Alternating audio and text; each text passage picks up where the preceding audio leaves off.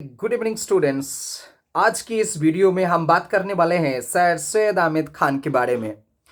ऐसा कहा गया है जब से अंग्रेज के शासन हमारे देश में शुरू हुआ था उस वक्त जो फैसिलिटीज अंग्रेज लोगों ने हम लोगों को दिए थे, हमारे देश के जो हिंदू कम्युनिटी थे उन्होंने वो एक्सेप्ट किया। और वो जो मॉडर्न सिस्टम्स उन लोगों को मिला, चाहे वो एजुकेशन सिस्टम हो, चाहे वो नौकरी हो, चाहे वो कल्चर हो, वो उन्होंने एक्सेप्ट किया और आगे निकल गए। जो मुस्लिम कम्युनिटी थे वो शुरू से ही अंग्रेज के खिलाफ रह गए थे और अंग्रेज के खिलाफ रहने के कारण वो पीछे चले गए। अंग्रेज के खिलाफ इन लोगों का ये मानना था कि ये अंग्रेज आने से ही इन लोगों का जो वर्चस्व बना हुआ था पहले, अंग्रेज आने से पहले, वो खत्म हुआ अंग्रेज के कारण। इसीलिए ये लोग अंग्रेज से दिया हुआ कुछ भी फैसिलिटीज नहीं लेते थे, इसलिए वो पीछे जाते ही रहे। ऐसे सिचुएशन में एक व्यक्तित्व का आविर्भाव हुआ हमारे देश में, मुस्लिम कम्युनिटी के बीच में से आया एक व्यक्तित्व जिसका नाम है सर सैयद अहमद खान। ये सर सैयद अहमद खान जैसे हमारे देश के हिंदू कम्युनिटी में मॉडर्नाइजेशन की जो भी लाए थे, मॉडर्नाइजेशन वो राजा राममोहन राय के रूप में हम लोग जानते हैं, वैसे ही मुस्लिम कम्युनिटी में ये सर सैयद अहमद खान को भी माना जाता है। सर सर सैयद अहमद खान के बारे में थोड़ा पता कर लेते हैं। इनका जन्म 1817 में हुआ था दिल्ली में। ये बहुत ही टैलेंटेड थे। ये जानते थे अरबी, फारसी, उर्दू और इस्लामिक नॉलेज इनके पास था। अंग्रेजी जो मतलब इंग्लिश जो भाषा और नॉलेज इनके पास था।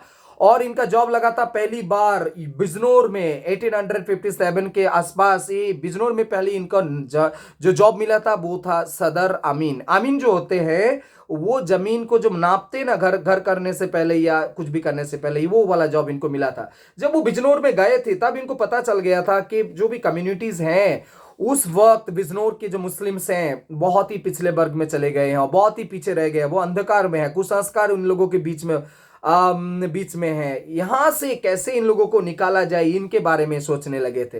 तो पहले इन्होंने क्या किया, इसको मतलब इनके ये अंधकार से मुस्लिम कम्युनिटी को निकलने के लिए इन्होंने जो कोशिश किया, पहली बार इन्होंने शुरू किया कि अंग्रेज को समझाने लगे थे कि आप लोग, क्योंकि देखो अंग्रेज भी मुस्लिम्स वालों को फैसिलिटीज नहीं देते। क्यों नहीं देते थे? क्योंकि ये लोग समझते थे 1857 में जो रिवोल्ट हुआ था उसका कारण ही मुस्लिम्स थे। क्योंकि बहुत बहुत सारे जनसंख्या में ये लोग सोचते थे कि ये 1857 में इन्वॉल्व था, इसीलिए इनका ये विद्रोह हुआ था। इसलिए अंग्रेज भी पहले से ही मुस्लिम वालों को कुछ फैसिलिटीज नहीं देते थे। तो सर सैयद अहमद खान ने क्या किया, अंग्रेज को समझाने लगे कि आप लोग जो सोचते हैं वो असल में है नहीं। The loyal Mohammedans of India करके एक बुक उन्होंने लिखा 1860 में।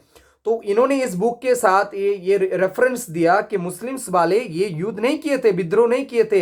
हालांकि बहुत सारे ऐसे जगह में देखा गया कि विद्रोह उन्होंने दमन किए थे और एक आधा अगर कोई मुस्लिम्स अगर ये इनमें पार्टिसिपेट किए थे 1857 रिवॉल्ट में, तो वो किसी की वर्काव में आके वो बहका में आके तो बहक गए थे। तो ऐसे इसलिए ऐसा हुआ था। लेकिन ज्यादातर मुस्लिम से 1857 में उन्होंने पार्टिसिपेट नहीं किए थे। समझाने के लिए वो लोग सैयद अहमद खान अंग्रेज को समझाने में सफल हो गए।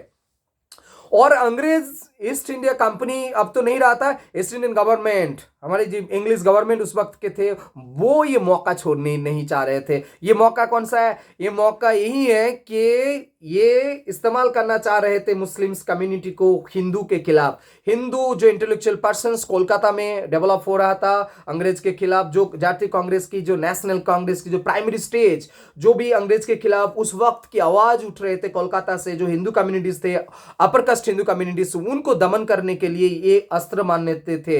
इनके अगेंस्ट, इनको खिलाफ खड़ा करना चाहते थे मुस्लिम्स वालों को। इसलिए क्या हुआ, इनको सपोर्ट देने लगे। पहले सपोर्ट नहीं देते थे, आप सपोर्ट देने लगे।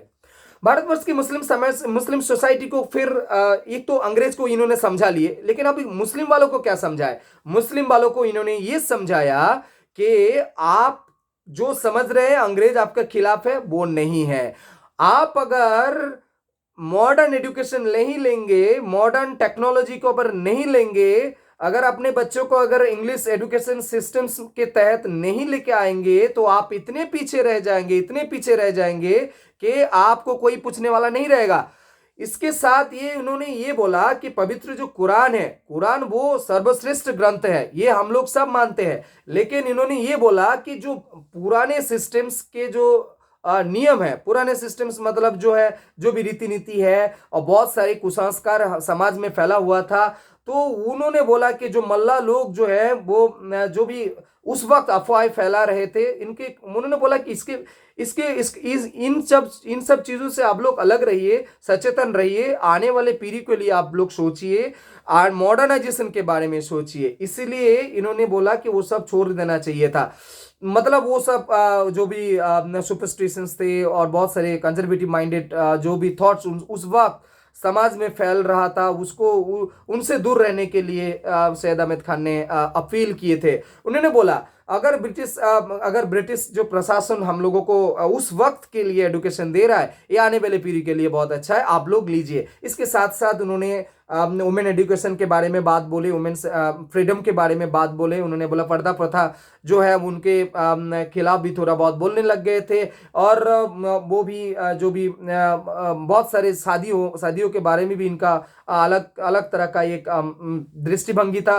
और इन्होंने ये भी बोला था भी तलाक सिस्टम्स के भी इनका अपना थॉट था। वो शायद ये सोच रहे थे कि इन सब चीज़ों से मुस्लिम कम्युनिटी थोड़ा पीछे जा रहे हैं। तो मुस्लिम समाज को क्या करना चाहिए, अंग्रेज गवर्नमेंट्स के सपोर्ट लेना चाहिए और आगे जाना चाहिए, क्योंकि एक कम्युनिटी आगे जा रहा है और मुस्लिम कम्युनिटी पीछे रह गए थे। इसके चलते उन्होंने इस्लामिक जो कम्युनिटी थे उस वक्त के उन्होंने अपने साथ करने की कोशिश की थे। और अपने आप क्या क्या शुरू किए, क्या क्या किए मुस्लिम वालों के लिए, ये वाला थोड़ा एक बार जान लेते हैं। 1864 उन्होंने गाजीपुर में पहली बार अंग्रेजी इंग्लिश स्कूल इन्होंने बनवाया। और उसके बाद 1865 जहां पर साइंटिफिक सोसाइटी उन्होंने स्थापन की। और 1870 जहां पर इंग्लैंड से आके इन्होंने तहजीब अल अखलाक करके एक उर्दू न्यूज़पेपर उन्होंने खोले।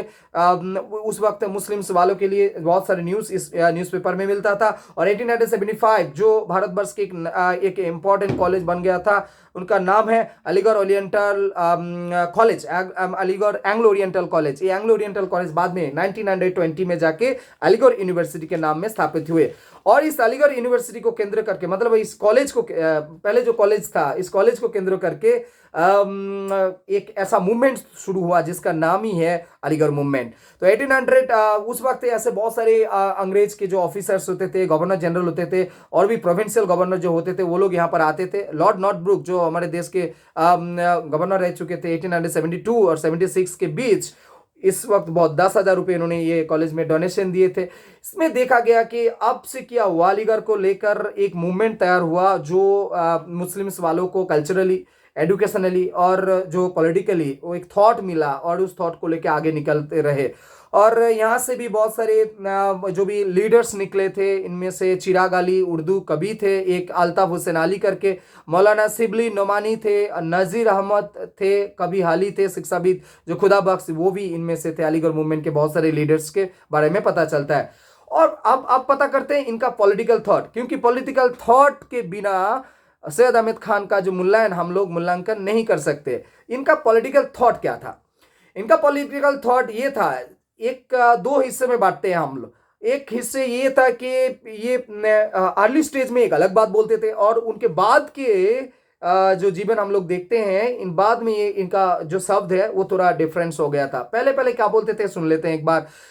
ये बोलते थे हिंदू और मुस्लिम एक ही कम्युनिटी है और सेक्युलरिज्म की बात करते थे। इनके मानना था ये कि हिंदू और मुस्लिम एक ही माँ के पेट से निकला दो संतान है और भारत माता के दो आंखें हैं ये। और सबसे बड़ी बात है, हम लोग भारतवर्ष में रहते हैं, गंगा यमुना में स्नान नहाते हैं हिंदू मुस्लिम कम्युनिटी, एक ही खेतीबाड़ी से उगला हुआ जो फसल हम लोग खाते हैं। और सबसे बड़ी बात है कि हिंदू मुस्लिम कोई भी अलग दो धर्म हो सकता है लेकिन एक ही जाति है। ये इनका पहले पहले बंगालीज को बहुत सम्मान देते थे, क्योंकि ये सोचते थे कि बंगालीज के जिस तरह से मूवमेंट्स आ रहे हैं, जिस तरह से अंग्रेज के खिलाफ इन लोगों का बोलना है, इंटेलेक्चुअल पर्सन्स की आ रहे थे, तो ये बहुत सम्मान करते थे। उस वक्त सिविल सर्विस के एग्जाम के बारे में भी इनका बोलना था कि सिविल सर्विस एग्जाम में आना चाहिए, नौकरी एग्जाम से ही क्वालिफाई करके जॉब मिलना चाहिए। और बंगालीज को बोलते थे कि ये भारत माता के मुकुट है, पहले ये बोलते थे।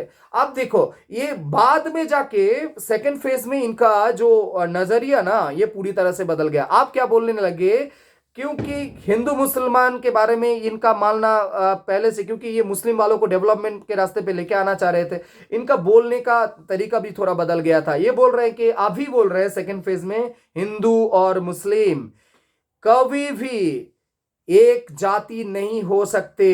ये बोल रहे हैं कि अलग अलग जाति है। ये बोल रहे हैं कि अगर मुस्लिम समाज को आगे आना है तो अंग्रेज के खिलाफ नहीं बोलना है, अंग्रेज के साथ रहना है। और मतलब ये है कि ये मुस्लिम वालों को समझाने लगे थे कि तुम्हारी जो आने वाले पीढ़ी का अगर कोई डेवलपमेंट हो सकता है वो अंग्रेज ही कर सकता है। मतलब इनके हाथ में अपना भाग्य है, वो सुरक्षित है। इसलिए अलीगढ़ इंस्टीट्यूट गेजेट जो 1866 में निकाला गया था, उसमें बहुत सारे बंगालीज को भी इन्होंने अब इनके बारे में भी थोड़ा नेगेटिव बातें बोलने लग गए थे। और कांग्रेस के इन्होंने बोला कि बंगालीज के द्वारा चलते हैं ये पॉलिटिकल ऑर्गेनाइजेशंस, जो हिंदू ऑर्गेनाइजेशन है, ये कभी भी मुस्लिम्स के बारे में अच्छा सोच नहीं रखते। और अब क्या हुआ, बहुत सारे अंग्रेज के जो उस वक्त के इंटेलेक्चुअल्स भी, ये भी अलीगढ़ मूवमेंट के हिस्से में उन्होंने अपना भी हिस्सा दान करना शुरू कर दिया। कैसे पॉलिटिकल इन्फ्लुएंस देना शुरू किया, कैसे देखिए आप, ये यहाँ पर तीन चांसलर प्रिंसिपल के बारे में बात बोला जाता है अलीगढ़ एंग्लो ओरिएंटल कॉलेज के बारे में, कि थियोडोर बेक, दूसरा मॉरिसन और तीसरा आर्चिबाल्ड। ये थियोडोर बेक जो है, ये इंस्टीट्यूट गेजेट करके एक उस वक्त के कॉलेज में एक पत्रिका निकालते थे, न्यूज़पेपर, जो जहाँ पर ये सब बातें बोला जाता था। बंगाली के खिलाफ बोला जाता था, हिंदू के खिलाफ बोला जाता था और कांग्रेस के खिलाफ बोला जाता था, मतलब नेगेटिव बातें बोला जाता था। इन लोगों का एक प्लान ही बन गया था कि कैसे भी करके जो भी मूवमेंट्स आ रहे हैं इंटेलेक्चुअल पर्सन से, हिंदू कम्युनिटी से, उसको कहीं ना कहीं पर रोकने की कोशिश अंग्रेज लोगों ने किए थे। और एंग्लो ओरिएंटल कॉलेज के द्वारा भी ये कोशिश किया गया था। और 1893 में इन्होंने बेक ने क्या किया, Mohammedan Anglo oriental defence association of upper India, केवल मुस्लिम्स के और भी एक ऑर्गेनाइजेशन है, जैसे सैयद अहमद खान ने पहले हमने बोला वो ऑर्गेनाइजेशन स्थापन किए थे। और यहाँ पर सिर्फ मुस्लिम्स के बारे में ही बताया गया, और ऐसे ये समझाने लगा गया कि मुस्लिम्स के बारे में सिर्फ ब्रिटिश ही अच्छा सोच सकते हैं। मतलब एक पॉलिटिकल एजेंडा बना दिए थे ब्रिटिश वाले ने।